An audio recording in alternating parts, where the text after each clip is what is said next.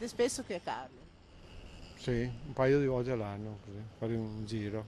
No, d'estate. D'estate una settimana, maggio, giugno. Un accenno di primavera e bisogna Pronti, approfittare. pronti per tornarci qui? Certo, e beh, Caorle è un classico, eh. Il sole, il vento, voglia di mare di primavera e d'estate. Confidano nel bel tempo dopo il lungo e piovoso inverno gli operatori turistici di Caorle e se il buongiorno si vede dal mattino, lo scorso fine settimana ha acceso in molti qualche timido segnale di speranza. Speriamo sempre nel clima, più che altro, no? Tutto dipende sempre dal clima. Fine settimana è andato bene. Benissimo.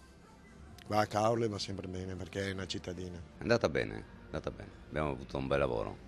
Sì.